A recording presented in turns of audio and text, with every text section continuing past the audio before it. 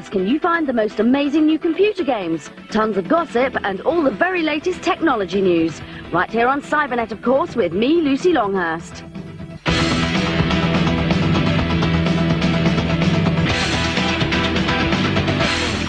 Something else out soon is this revamped classic for the PlayStation. Viewpoint is a version of that classic shooter Zaxxon, one of the first arcade games that used an isometric or three-quarter view. For players who like it fast and simple, this is it. The Neo Geo CD system had a version of this a while ago, but the PlayStation goes a bit further with surround sound, extra baddies and more detailed graphics. Vary your shot blast, hurl shockwaves, throw firebombs and pick up as many power-ups as possible. It's tough and the 6 very long levels will keep you going for longer than you think. If you compare Viewpoint to other titles, then it doesn't really stand up to all the advances that have recently been made in 32-bit gaming. But does that matter? There are plenty of people out there who think that games like this are some of the best ones ever made. So don't be surprised if a whole load of old games get re-released in the new year.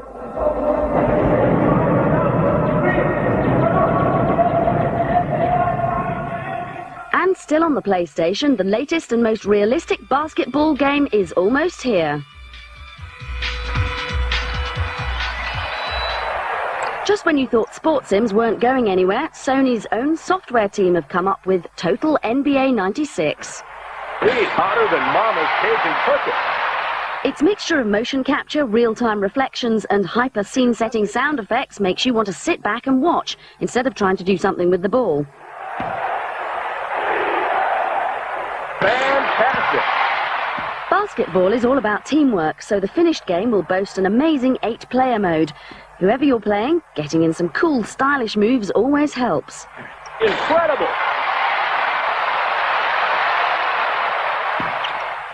Of course, a good defence isn't going to let you win, but if they play nasty, you'll have your chance at a penalty point.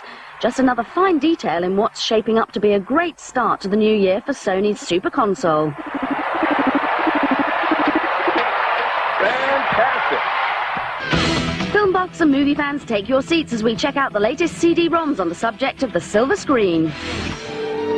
If you're one of the few people who've never heard of Forrest Gump, here's a chance to find out who he is and what influenced the film about him. Although there are clips from the film, this package is mainly about the music that was big at the time the film was set.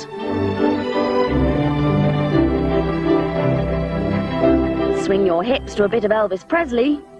Well, you ain't never gonna rap it and you ain't no friend of mine. Or listen in on interviews about famous musicians from the swinging 60s. Elvis was famous for doing things exactly the way he first heard them. If you sent him a demo in the key of whatever, C, F, whatever, even if it was a difficult key for him to sing in, he would do it. And no good multimedia title would be complete without some video clips. Just like that, she was gone, out of my life again. This is a pretty good package, particularly if you enjoyed the film, but it'll probably appeal more to mums and dads who remember the events and music of all those years ago. You ain't no friend of mine. If you've got 60 years to spare, and I'm not joking, then you'll just about have enough time to get through the whole of Microsoft's Cinemania 96. As you'd expect, it lets you take an in-depth look at anything and everything to do with films. Not only is this package ideal for movie lovers, it's also one for list lovers. In fact, lists feature so heavily in this package that there's even a do-it-yourself list section. This has got to be the ultimate in list obsession. Find Your Favourites is jam-packed with hundreds of films, actors, directors, genres and awards. If you can't remember what a particular film is about, it'll also give you a review. In the suggestions section, you can select what sort of film you're in the mood for. You'll then be presented with, guess what, a huge list of films within that genre. If you just can't decide what you fancy, then choose the roulette option, which will decide for you. So, if you're in the mood for a bit of slapstick, how about Naked Gun? In the online section, you can update information regularly by downloading film reviews and articles from the internet. This sounds great till you find out that you have to be a Microsoft Network subscriber for this to work. See, Hear, Watch is probably the most fun section of all, as you can listen to audio clips and watch film extracts from old classics like Casablanca Sam, I thought I told you never to play. to modern-day masterpieces like Star Wars. And if you're into musical scores, you can listen to those too.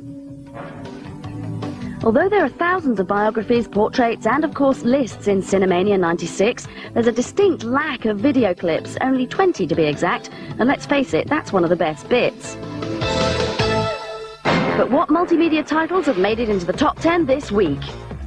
Down 2 to 10 go cartoon crazy in X-Men.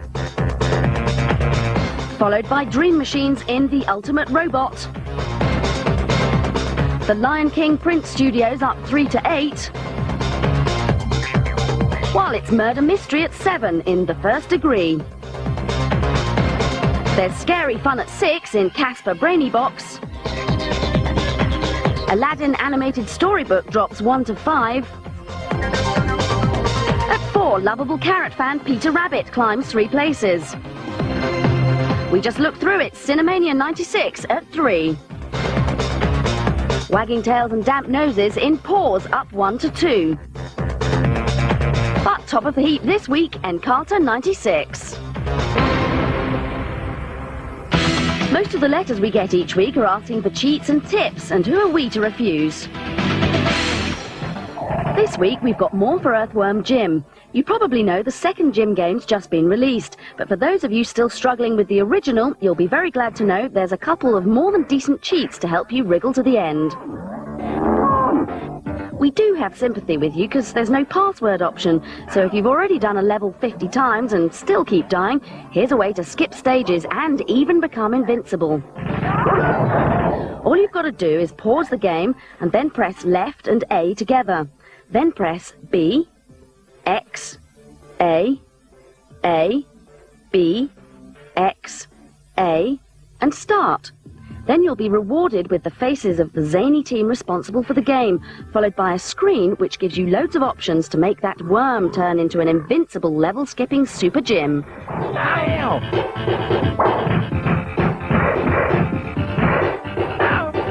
Now there's absolutely no excuses for not getting to Psychro at the end. After that, it's up to you to ruffle his feathers or completely blast him away. The Pentium processor is supposed to be the fastest thing for your PC, but it's already out of date. These days, it's not word processors or databases that test people's PCs, it's games. Anything that tries to zap loads of stuff around the screen in 3D needs a lot of processing power. Every year, we spend more and more money on trying to make our PCs play the latest thing. Nearly 3 years ago, Intel invented the Pentium chip. It was far faster than the older 486 chips that everyone already had, but cost a lot of money. Wouldn't you know it, now that more people can afford a Pentium, they've invented something else. The Pentium Pro, not a very exciting name, is even bigger, more complicated, and yes, much more expensive than a normal Pentium. If you looked under a really powerful microscope, you could see the 5.5 million transistors that make up the new design. The first models are supposed to be double the speed of the older chip.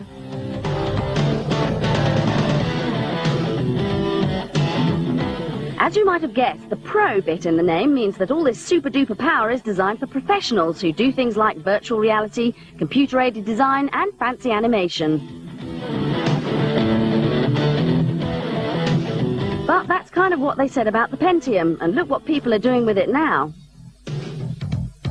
Expensive Pro chips are already being made, but someday they'll be as cheap as today's PC hardware, and then it's upgrade time. I mean, don't we all want to play that latest helicopter flight sim that needs just a little bit more processing power?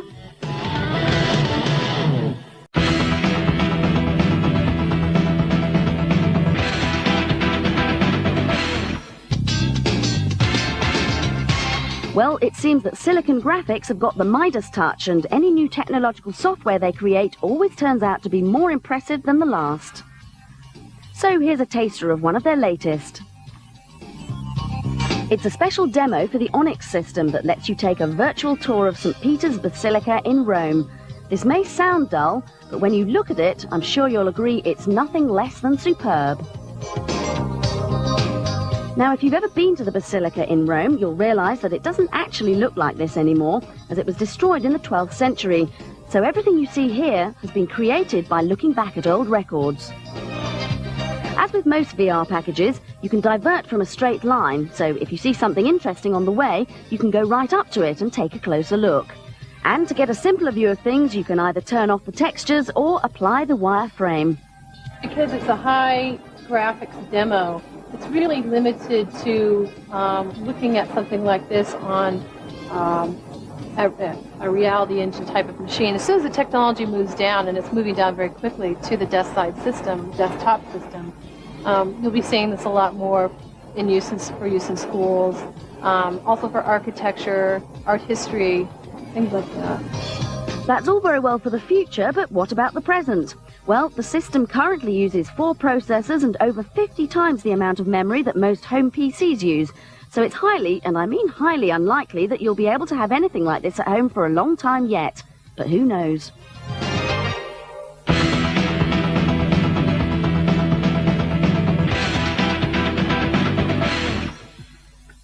First there were books on CD-ROM, now you can even get a magazine on a shiny round disc. Blender is an interactive entertainment magazine from America. Made by people like this, for people like this. Blender has a comprehensive contents page, making it easy to flick through the virtual pages. The mag features video interviews with various music stars currently causing a stir in the US, although you need a powerful PC to do them justice.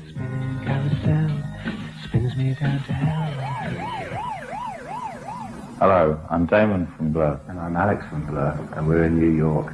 Well, welcome to New York, fellas. You know, you guys are pretty attractive in a British pop band kind of way. The CD also contains clips and reviews of various cult stateside movies. Tom Thumb is basically a little Yoda figure, and this is a really cute film. I've got an album out called 1000 Fires on Radioactive Records. Right now I've got my second single, Fallen Angel, coming out. As well as all the music plugs, Blender covers topics from fashion to politics, cartoons, and all things electronic in a funny and well-presented way. As this is a CD, you can see and hear the things on review, so you needn't believe the writers. Mind you, one Blender costs the same as quite a few ordinary mags, and we're not convinced it's worth it.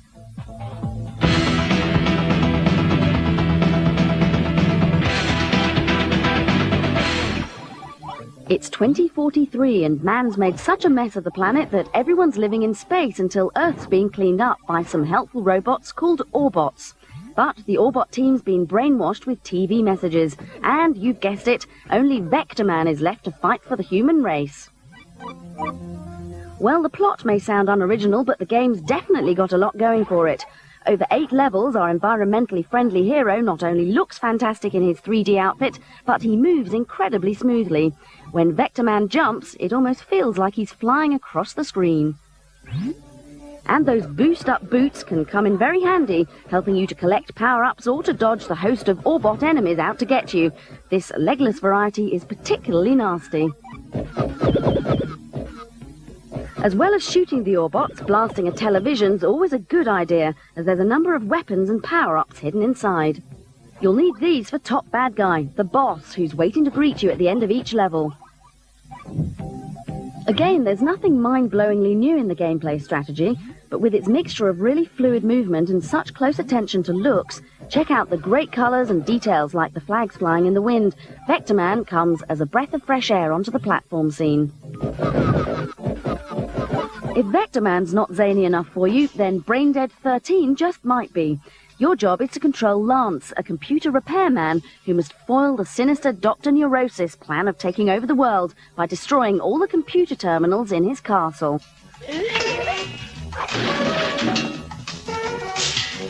It's a bizarre combination of horror, action and comedy with oodles of interactive gameplay. It's got the feel of one of those cruddy old 50s B-movies, and it's chock full of silly sight gags and sound effects. All these characters and backgrounds were drawn by hand and animated like a classic cartoon.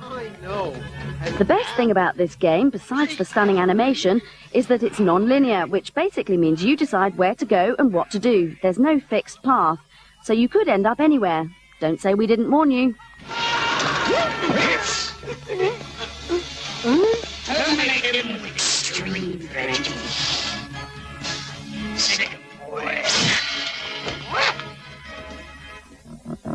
Fatal Racing is the latest racing game to come out for the PC.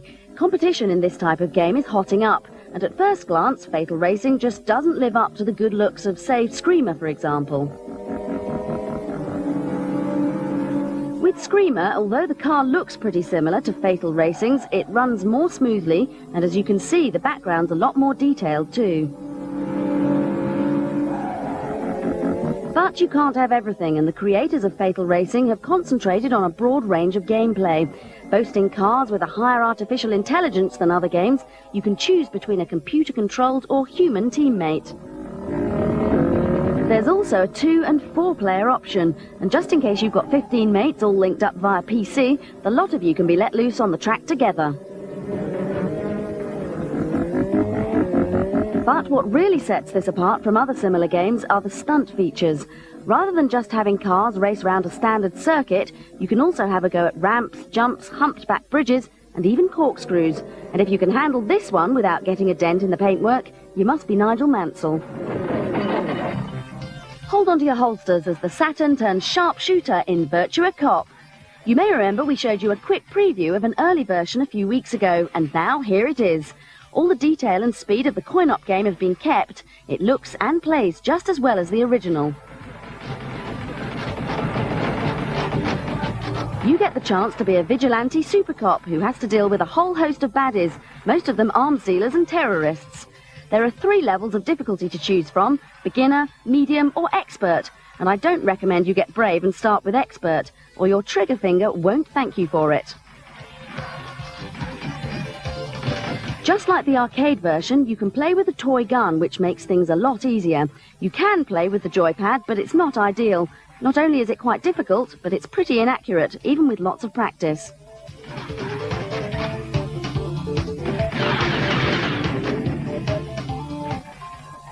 If you complete the 3 difficulty stages, then you go into ranking mode, where, like it sounds, you try to get the best score to reach the top of the table.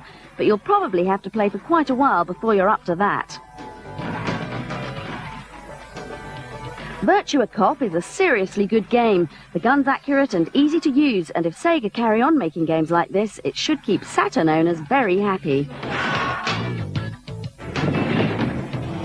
Well, it's time for me to shoot off now. I know it's hard to believe, but we've got another amazing show lined up for next week, so make sure you tune in. In the meantime, we'll leave you with a bit more of a taster of Toy Story. If you'd like to drop us a line, then grab a pen. The address is coming up. See ya!